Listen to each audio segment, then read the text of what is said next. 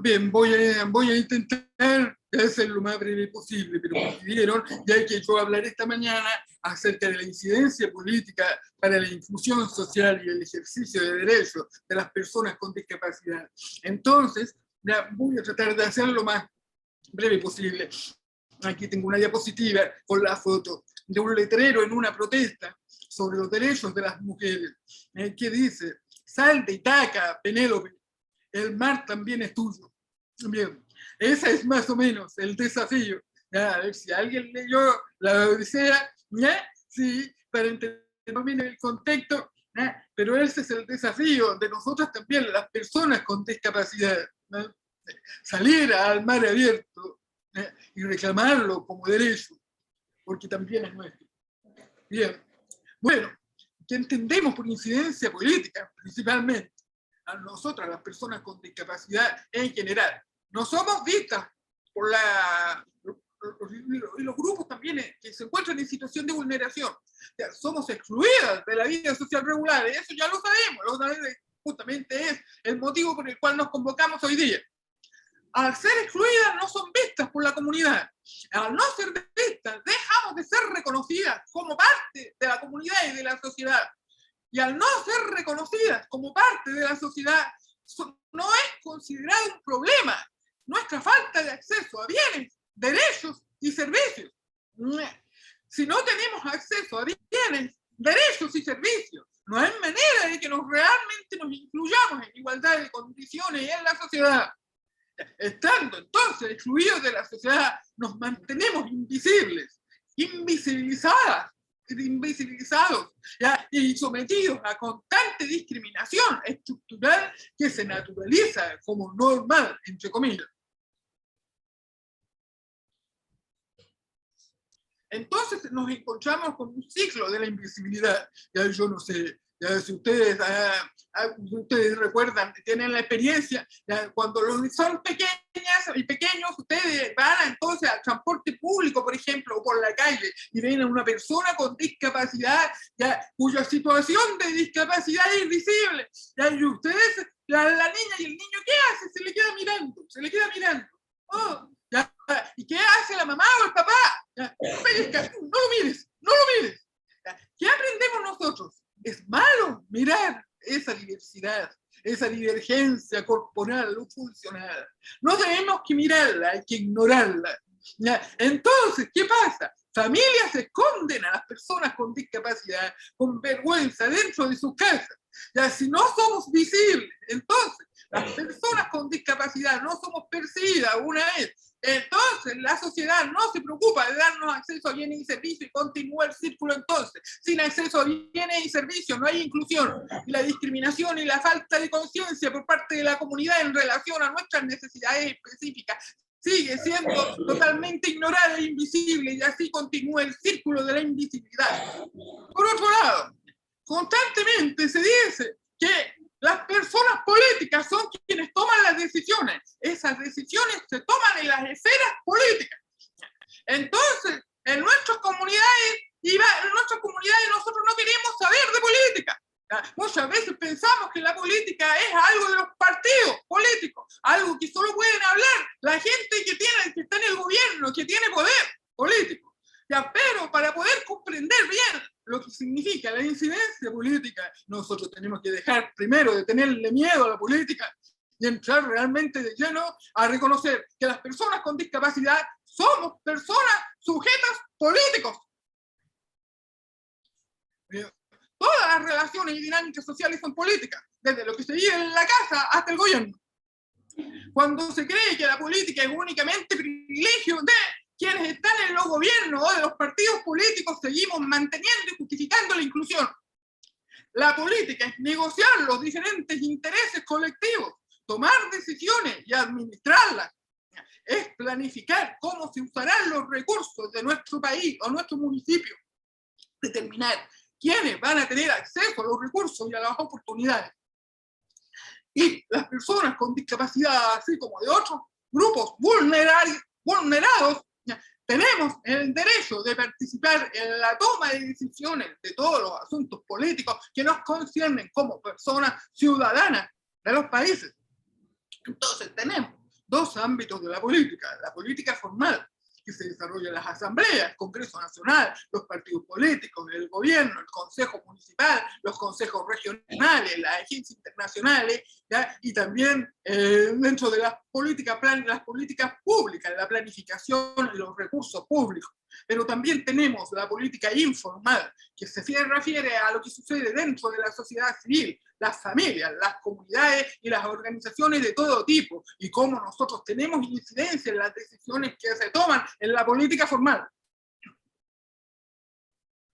Entonces, nosotros a nivel de organizaciones sabemos que se necesitan soluciones de fondo ya para acabar con la discriminación, para lograr la igualdad de oportunidades y de resultados en la educación, en la salud, en el trabajo, etc. Ya, para influir, nosotros necesitamos influir en las decisiones sobre las políticas públicas, y esa debe ser una parte importante de nuestros esfuerzos para lograr realmente el respeto efectivo de nuestros derechos humanos. La política es donde se toman todas las decisiones que afectan nuestras vidas. Bien.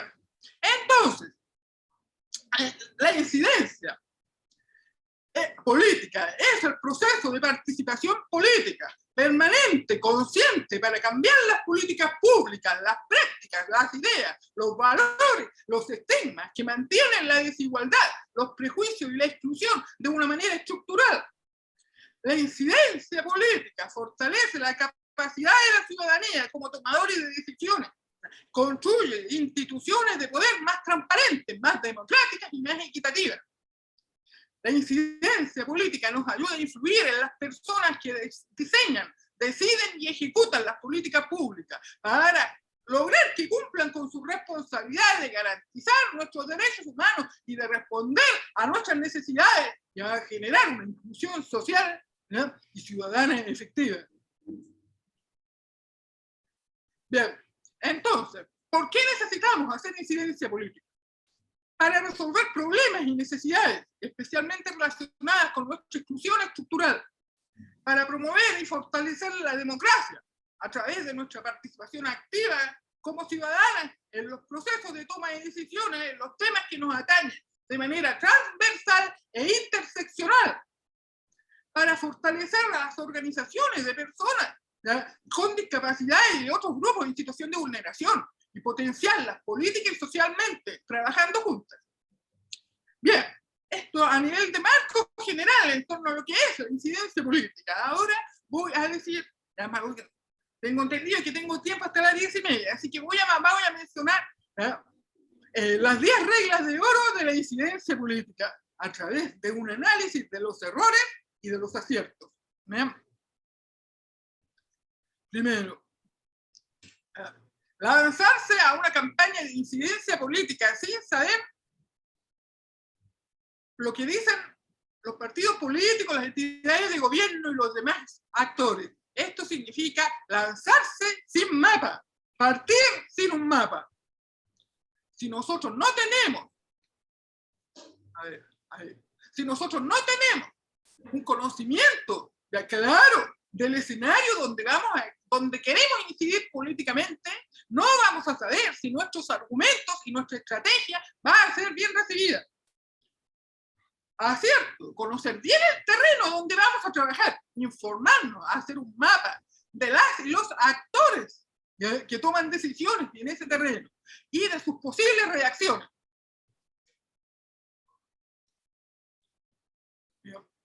Segundo, empezar a última hora e improvisadamente. Error. Iniciar una campaña de incidencia cuando ya está muy avanzado el proceso de decisión sobre un tema.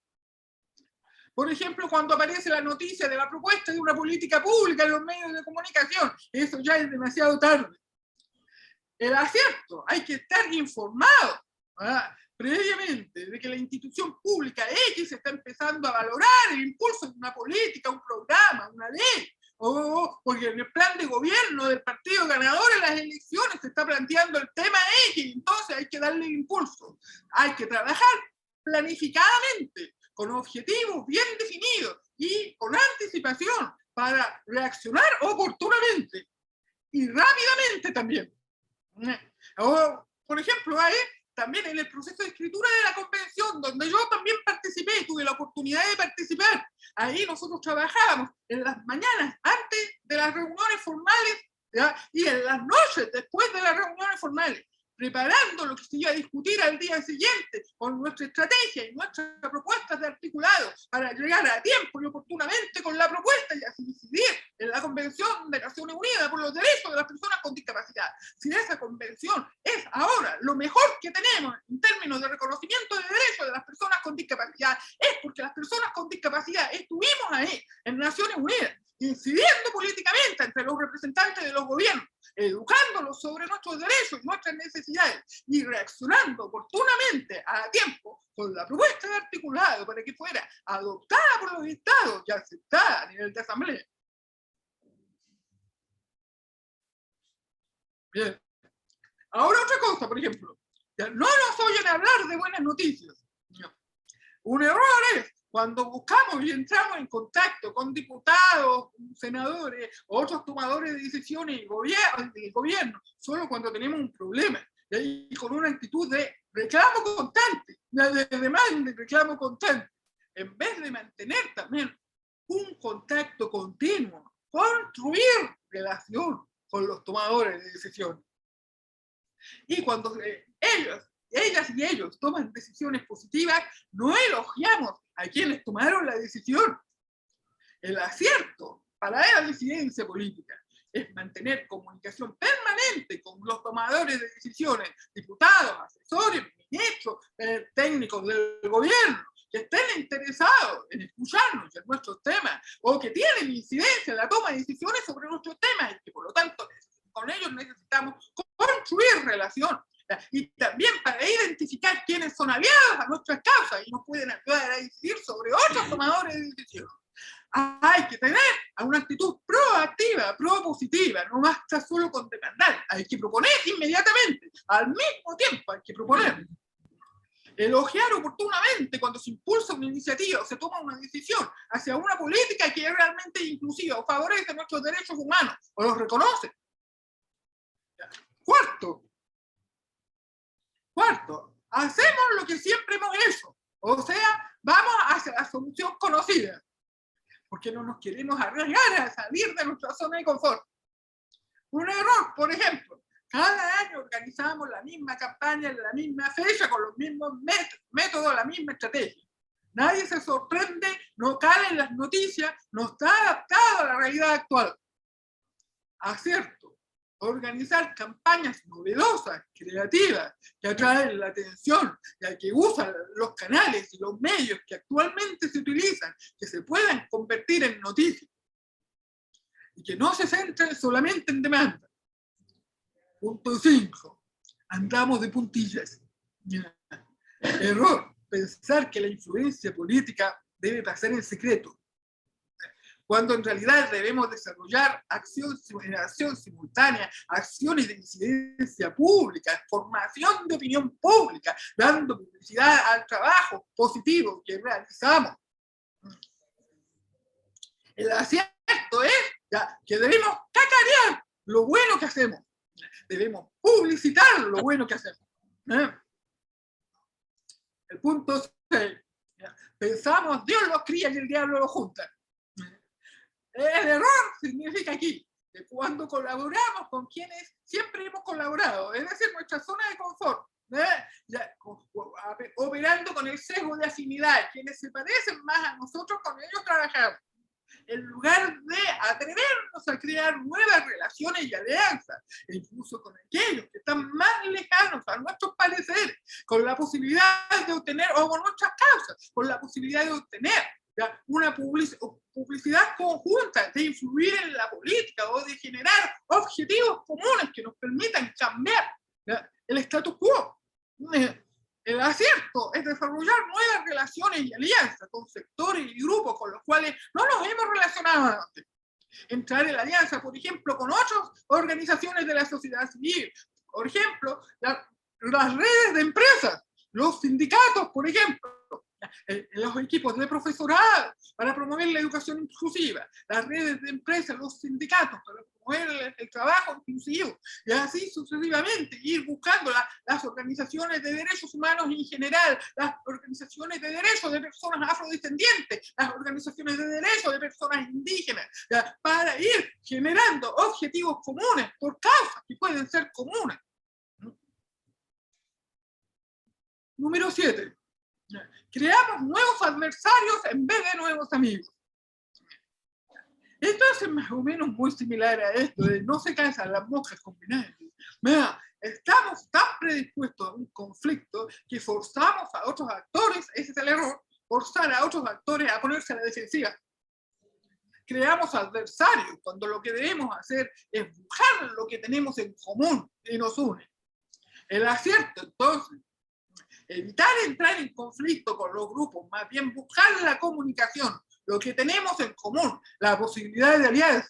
Por eso es importante, por ejemplo, analizar cuál es el interés de ese tomador de decisión donde nosotros queremos influir, cuáles son las prioridades y los intereses de ese departamento en el gobierno o en el Congreso respecto a leyes, para empezar por ahí a buscar las cosas en común y luego lograr también generar el cambio que queremos. Número 8.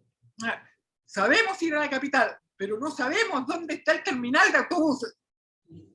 El error aquí, en cuanto a incidencia política, es decir, cuando sabemos a dónde queremos ir, lo que queremos lograr, pero no sabemos, no tenemos claro cómo llegar ahí, no tenemos claro la estrategia. Muchas ocasiones olvidamos definir los objetivos parciales, objetivos de desarrollo que hay en camino. La transformación no es una cosa de un día para otro. La transformación es un proceso. El acierto, entonces, es generar una estrategia clara, con definir el objetivo final, pero también los objetivos parciales para llegar a ese objetivo final. Objetivos de corto y mediano alcance para no perdernos en la mitad del camino.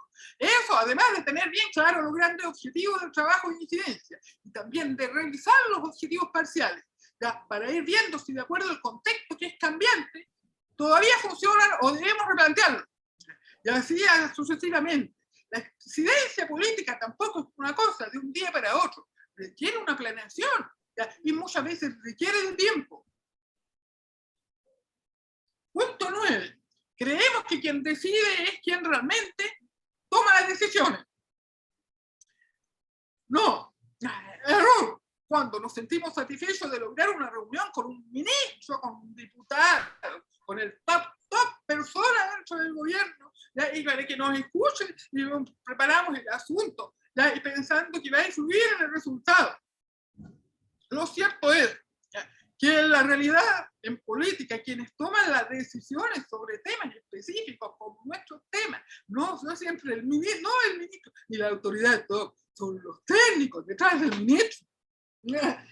Quienes elaboran los programas, ¿ya? Incluso la ley a nivel del Congreso, los asesores de los diputados y de los senadores, ¿ya?, que son quienes desarrollan los textos.